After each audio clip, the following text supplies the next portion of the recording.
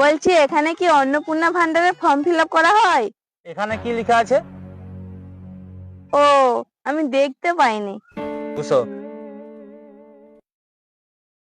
হাতে সময় নিয়ে আসছো তো? কেন হাতে সময় নিয়ে আসতে হবে কেন? আমার হাতেও তো সময় নেই, আমাকে আবার ঘরে গিয়ে রান্না করতে হবে। তাড়াতাড়ি ফর্মটা ফিল আপ করে দাও।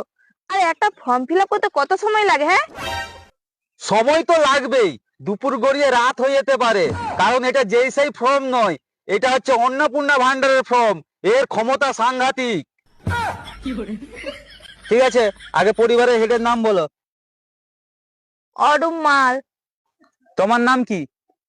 আমার নাম মৈত্রী মাল। তোমাদের বাড়িতে মোট কতজন সদস্য? আমাদের বাড়িতে মোট 9 জন সদস্য। আমি, আমার স্বামী, আমার ছেলে, আমার মেয়ে, আর 2টা কুত্তা, 3টা বিড়াল। এবারে বলো, তোমাদের বাড়ি কাঁচা না পাকা? কেন?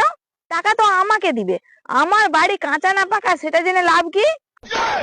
ও আচ্ছা, তার মানে আমার যদি কাঁচা বাড়ি হয়, অন্নপূর্ণা ভান্ডারে 3,000 টাকার সঙ্গে সঙ্গে পাকা বাড়ি বানানোরও টাকা দিবে?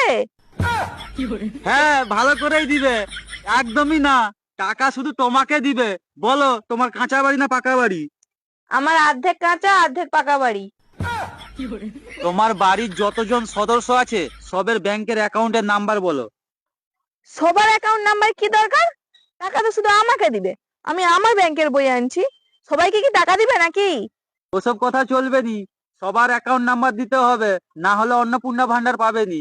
আচ্ছা ঠিক আছে ঠিক আছে, এখন আমারটা আছে লিখো, ওদের গুলো একটু পরে এসে দিয়ে যাব। এই অন্নপূর্ণা ভান্ডারের জন্য আর কি কি লাগবে শুনি? তখন থেকে তো গোটা গোষ্ঠী ঠিকুজি কুষ্টি দিয়ে চলছি।